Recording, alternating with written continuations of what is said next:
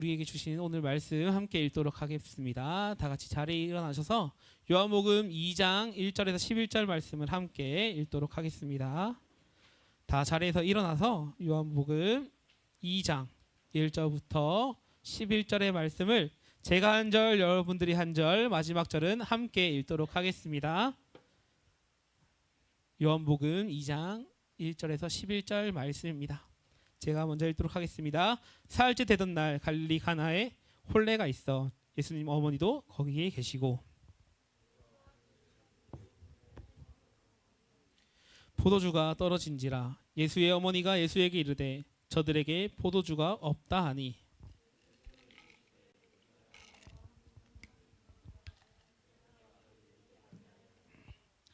그의 어머니가 하인들에게 이르되 너희에게 무슨 말씀을 하시든지 그대로 하라 하니라.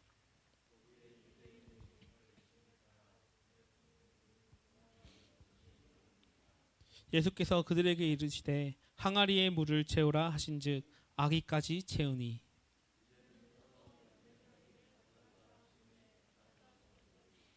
연회장은 물로 된 포도주를 맛보고도 어디서 났는지 알지 못하되 물 떠온 하인들은 알더라. 연회장이 신랑을 불러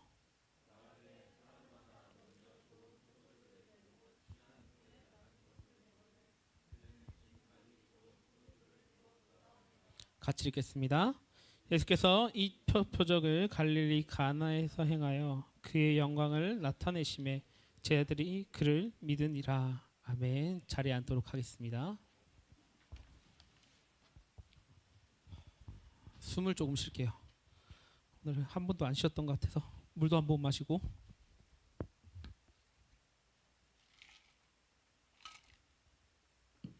좋습니다. 오늘 말씀의 제목은 물에서 포도주로라는 제목으로 같이 말씀을 나누려고 합니다.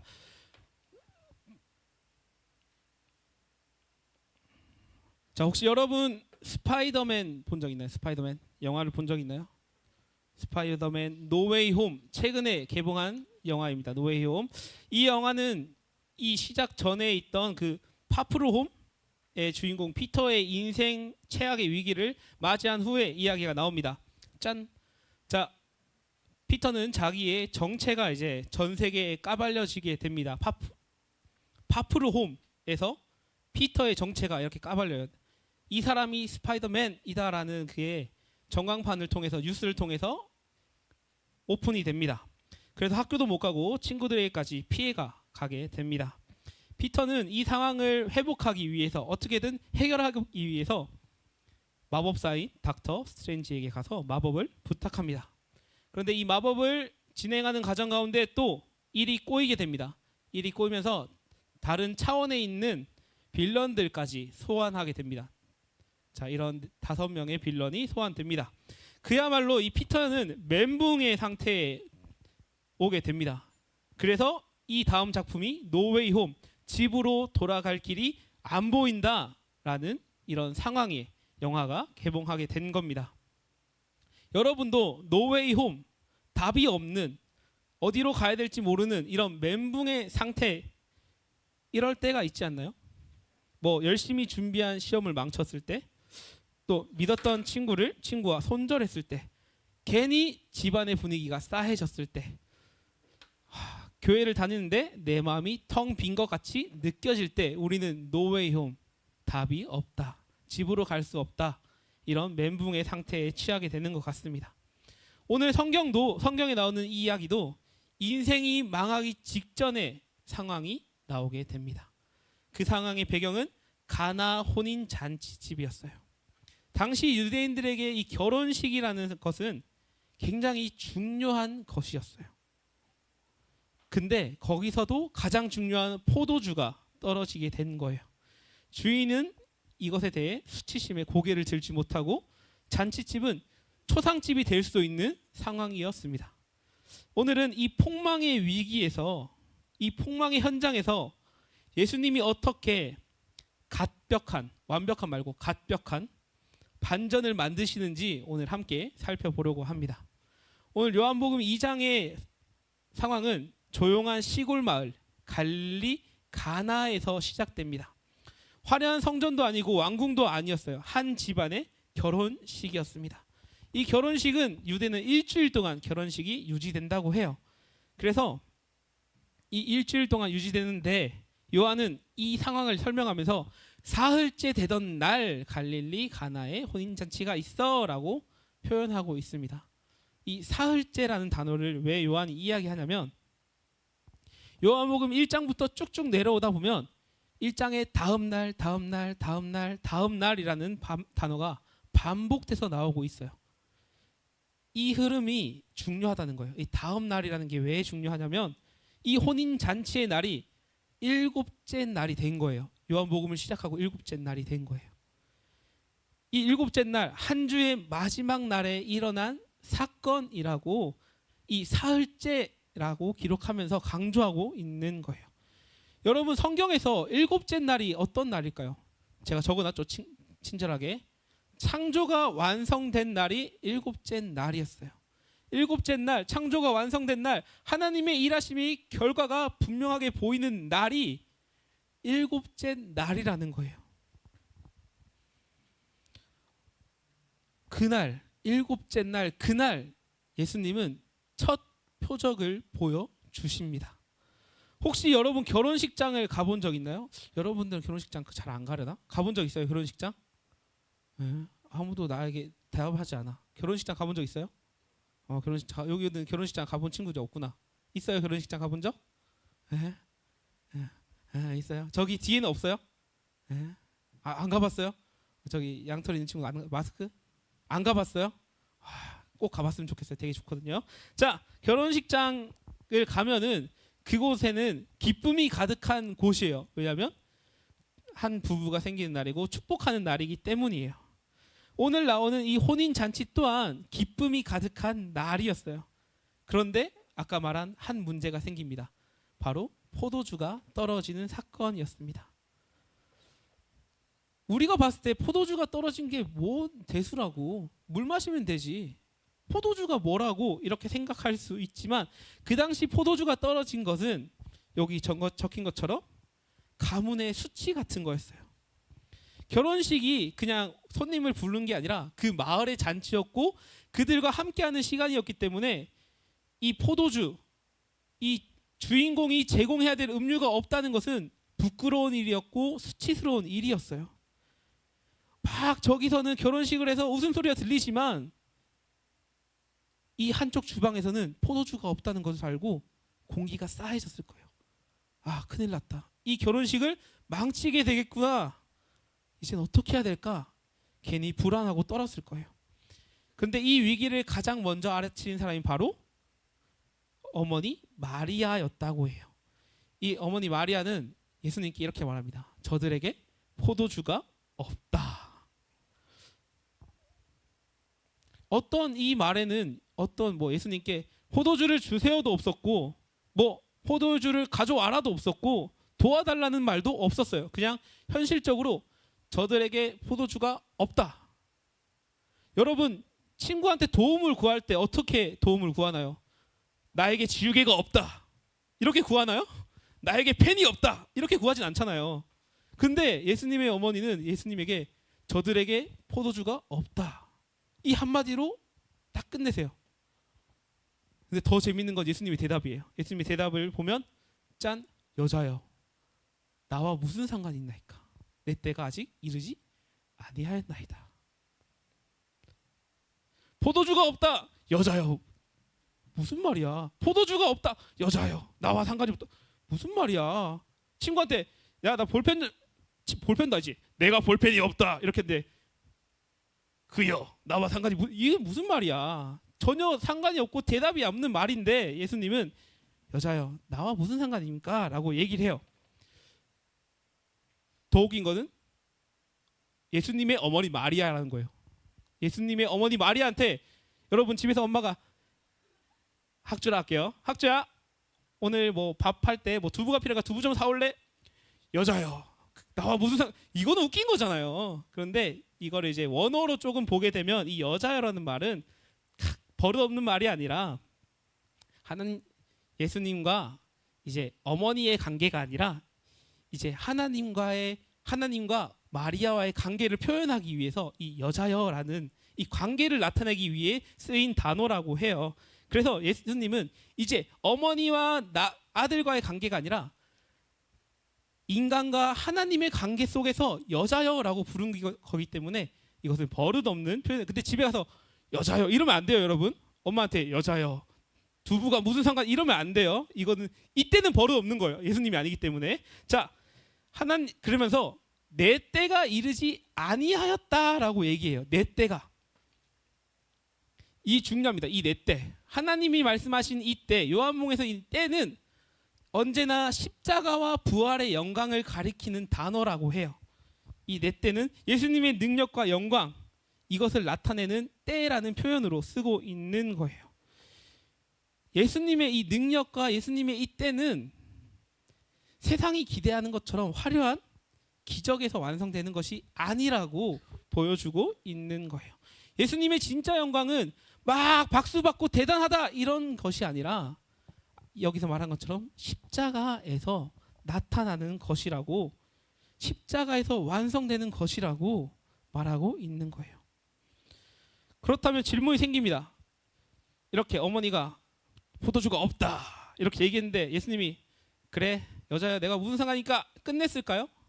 아니에요. 오늘 말씀을 아까 읽은 것처럼 아무것도 안 하신 분이 아니세요. 예수님은 이 포도주를 채워주셨다라고 말씀하고 있어요. 이것이 무엇을 얘기하냐? 예수님은 우리의 필요를 무시하는 분이 아니라는 거예요. 예수님이 우리의 필요와 우리가 도와달라는 그 기도를 무시하는 분이 아니지만 우리가 원하는 방식과 우리가 원하는 때에 일하시지 않는 분이라는 걸 보여주는 거예요. 내가 말하고도 내가 어렵다. 다시 설명할게요. 자, 때를 얘기하고 있어요. 이 때는 십자가의 때예요. 하나님의 때이겠죠, 그러면? 그런데 우리는 기도할 때 어떻게 기도해요? 하나님 지금 당장 나를 도와주세요라고 기도하죠. 그렇게 기도하지 말라는 거예요. 하나님의 때가 있기 때문에 하나님의 때에 우리의 필요를 채워주신다라고 이야기하고 있는 거예요. 예수님은 전혀 우리의 필요와 도움을 무시하는 분이 아니라는 거예요. 자, 됐습니까? 된 것 같아요. 자, 진짜 어려워요. 요한복음이 진짜 어려운 것 같아요. 자, 그렇습니다. 하나님은 우리의 기도에 끌려다니시는 분이 아니라는 거예요. 우리의 필요에 끌려다니시는 분이 아니라 하나님의 방법과 하나님의 때에 하나님의 필요에 따라 우리에게 부어주시는 분이라는 것을 오늘 말씀은 하고 있습니다. 이 장면에서 우리 마리아의 태도가 더 대담하게 느껴지는 것 같습니다. 마리아의 태도가 이렇게 나타납니다. 너희에게 무엇을 말씀하시는지 그대로 하라라고 말합니다. 오늘 말씀 보면 마리아는 대단한 것 같아요. 포도주가 없다. 그대로 해라. 이것만 말해요. 도와주세요 이런 말도 안 하고 어떻게 해라 말도 안 하고 그냥 깔끔하게 없다. 하라. 이것만 얘기하는 것 같아요. 그런데 이 고백에는 딱 중요한 게 있어요. 밑에 있는 거 같이 읽어볼게요. 시작. 지금은 때가 아니라고 하셨지만 그분의 때는 언제든지 임할 수 있다. 이 생각이, 이 믿음이 있었기 때문에 하인들에게 무슨 말씀을 하든지 그대로 하라고 이야기한 거예요. 마리아는 예수님의 그 침묵 속에서도 예수님이 일하심을 믿었어요. 하나님의 일하심을 기대했고 신뢰했기 때문에 이런 고백이 나온 것이에요. 그리고 이 고백 위에 하나님의 시간은 움직이기 시작했습니다. 예수님은 하인들에게 가장 단순한 명령을 하십니다. 항아리에 물을 채우라. 제가 이 당시 항아리를 찾아봤는데요. 이 항아리가 80리터에서 120리터 정도 들어가는 엄청 큰 항아리였다고 해요. 엄청 여러분 김장하는 항아리 본 적 있어요? 본 적이 없겠죠. 저는 시골에서 이거 봤거든요. 진짜 입맛해요. 제 어깨만큼 올라오는 그 항아리가 있는데 조금만 도전하면 제가 들어갈 수 있는 그런 항아리에 예수님은 물을 채우라고 하는 거예요. 네, 이 물을 채우라고 하는 거예요. 자, 여러분 생각해 보세요. 자, 우리 다시 한번 정리하겠습니다. 포도주가 없다. 그대로 하라 했어요. 근데 갑자기 예수님은 물을 채우래요. 말도 안 되는 그 120리터의 물을 채우려면 얼마나 힘들까요? 자, 제가 한 90kg 생각해 보세요. 저의 무게를 들고 6동을 하는 거예요. 하인들이 뭐라고? 말이 안 되는 부탁을, 명령을 예수님은 하셨어요. 그럼에도 이 하인들은 항아리에 아기까지 물을 채웁니다. 아기 그 끝까지 채운 거예요. 찰랑찰랑 할 때까지. 근데 그걸 채우면서 여러분 생각했을 때 아니 왜 지금 이 항아리 120리터의 물을 왜 채우라고 하는 거야? 이게 500ml예요. 이게 500ml예요. 이거 10번 채우면 몇? 5리터. 이거 100번 채우면 몇? 50리터예요. 이거 200번 채우면 몇? 100리터예요. 이거를 50번 움직여야 되는 거예요. 그런데 이걸 몇 개? 6개. 그 많은 물을 채우라고 하는 건데 이 하인들은 어떤 불만도 가지지 않아요. 그대로 행했습니다. 그리고 예수님은 이렇게 말합니다. 이제 떠서 연회장에 갖다 주라. 여러분이 하인들이라면 어떤 마음이었을까요?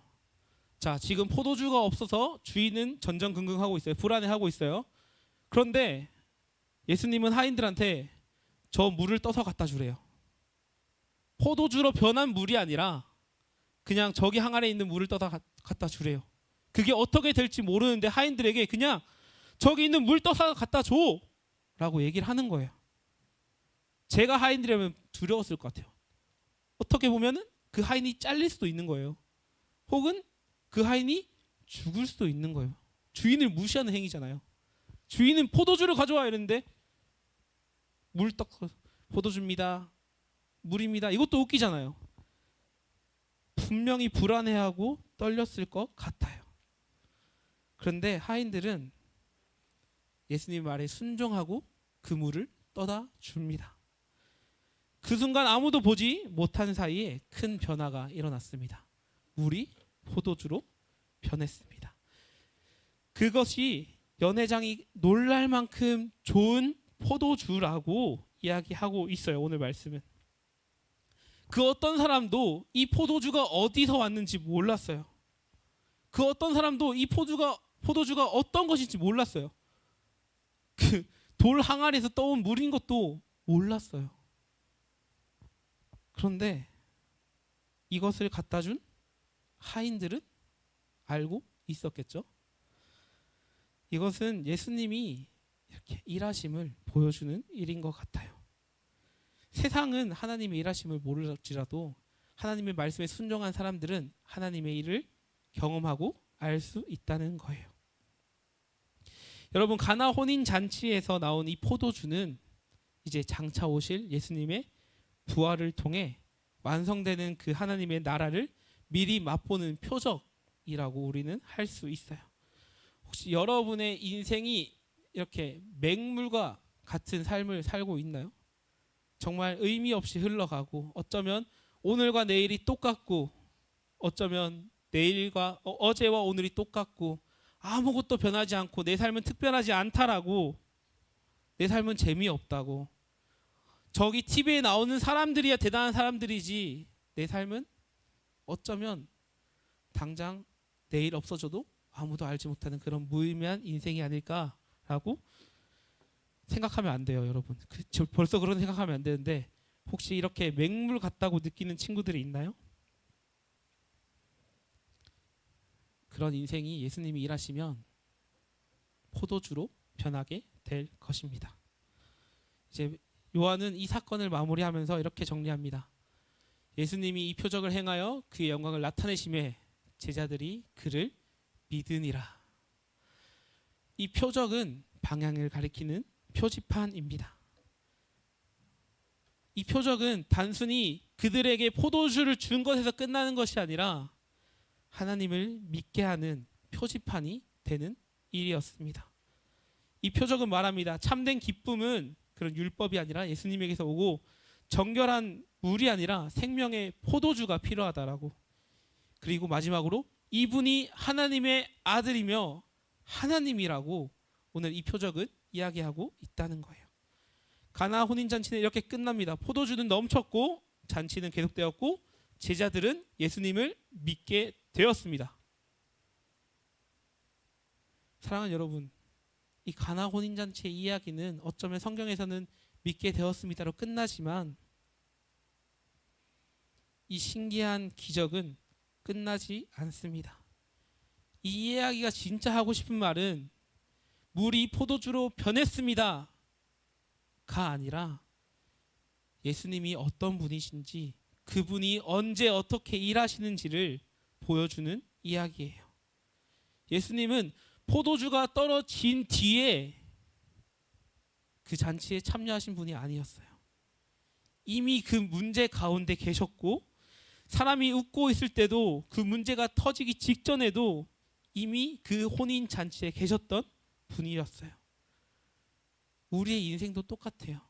우리의 문제가 터져야지만 예수님을 찾고 예수님이 오시는 분이 아니라, 예수님은 이미 우리와 함께 계셨고, 우리가 웃고 있을 때도, 우리가 슬퍼할 때도, 문제가 터지기 직전에도 예수님은 우리와 함께 하시는 분이라고 오늘 말씀은 하고 있는 거예요.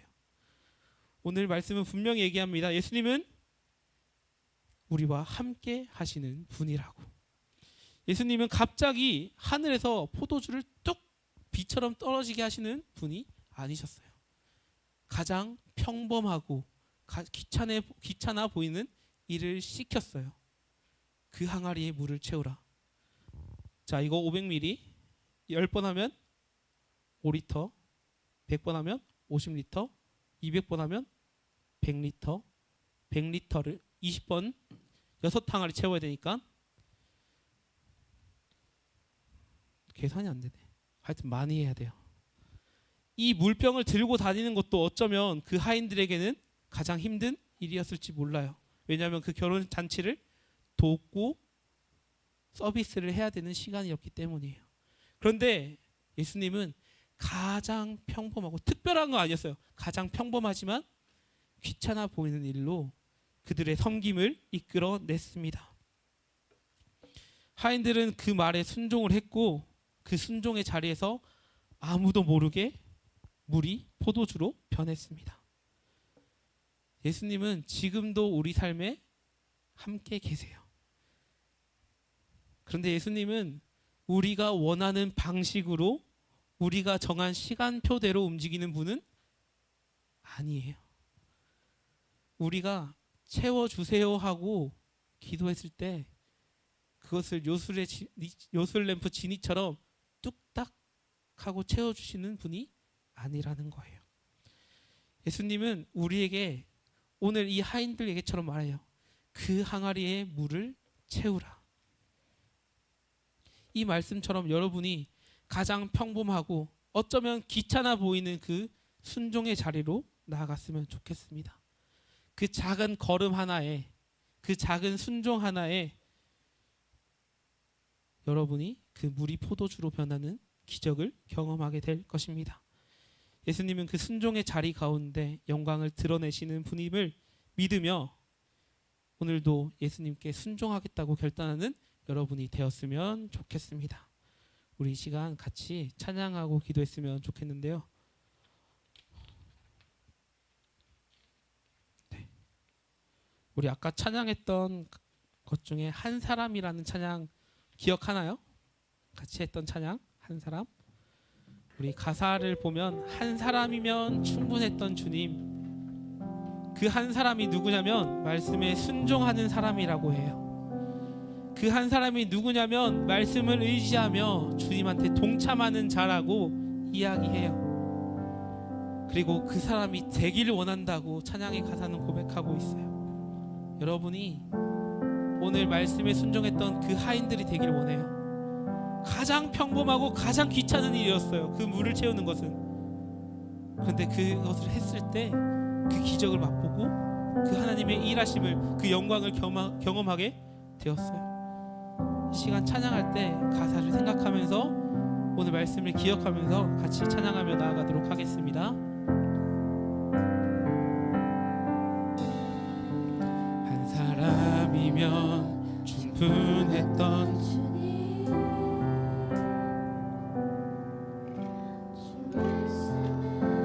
순종하는 자,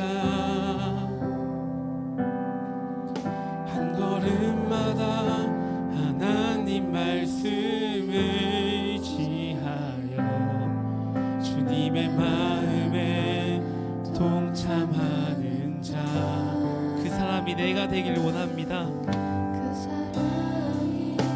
내가 되길 원해. 주 말씀에 순종하는 자, 한 걸음마다 하나님 말씀을 의지하여 주님의 마음에 동참하는 자, 주를 향한 계획, 주님이 잘 아시네. 주를 향한 나의 삶,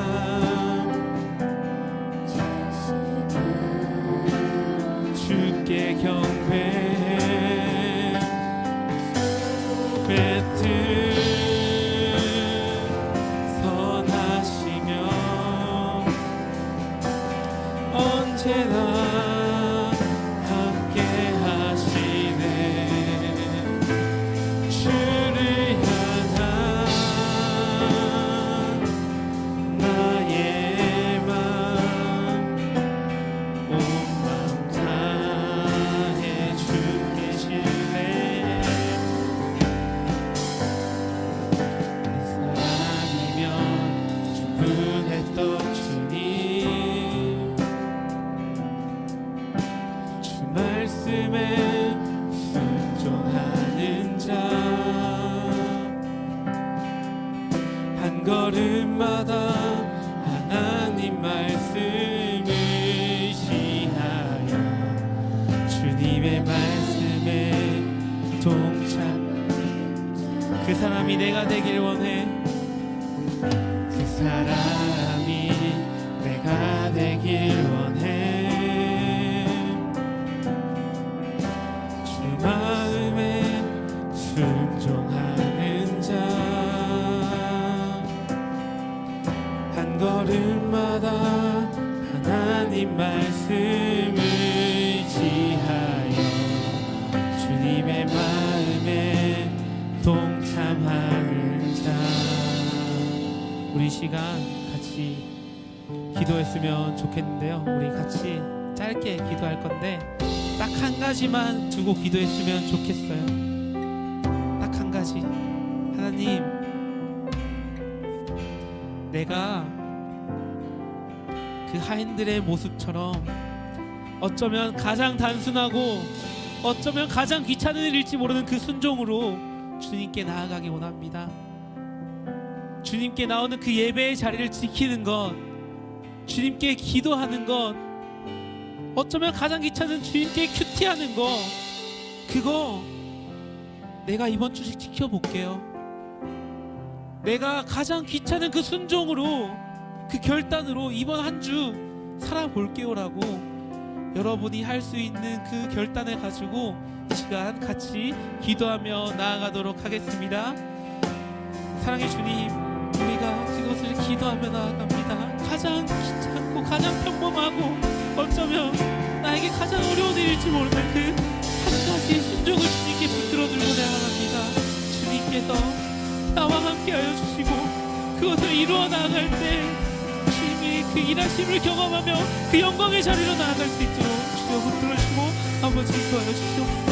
그래서 그 아이들이 경험한 것처럼 내가 그 주님의 때를 경험하며 그 십자가의 영광을 바라보는 우리에게 주님 도와주시옵소서.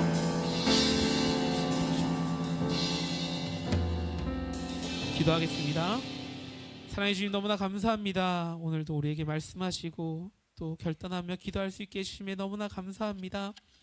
주님, 하인들이 어쩌면 가장 평범하고 가장 귀찮았던 그 순종을 행했던 것처럼 오늘 우리도 그 결단을 하기 원합니다. 우리 삶 가운데 어쩌면 가장 평범하고 가장 귀찮은 일일지라도 주님이 원하시는 그 말씀에 순종하는 것을 행하는 우리 모두가 될 수 있도록 주님 도와주시옵소서. 이 모든 말씀 살아계신 예수님의 이름으로 기도합니다. 아멘. 우리 주기도문으로 오늘 예배 마치도록 하겠습니다. 하늘에 계신 우리 아버지여, 이름이 거룩히 여김을 받으시오며 나라가 임하시오며 뜻이 하늘에서 이루어진 것 같이 땅에서도 이루어지이다. 오늘날 우리에게 일용할 양식을 주시옵고 우리가 우리에게 죄 지은 자를 사하여 준 것 같이 우리 죄를 사하여 주시옵고 우리를 시험에 들게 마시옵고 다만 악에서 구하시옵소서. 나라와 권세와 영광이 아버지께 영원히 있사옵나이다. 아멘.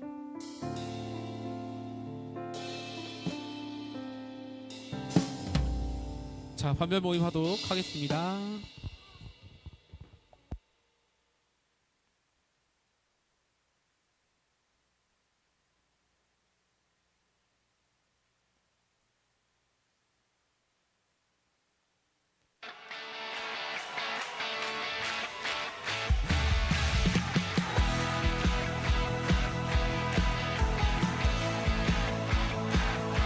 자, 지난주에 퀴즈 맞췄는데 선물 못 받은 친구들, 자, 뒤로 오세요. 지난주에 퀴즈 맞췄는데 선물 못 받은 친구들.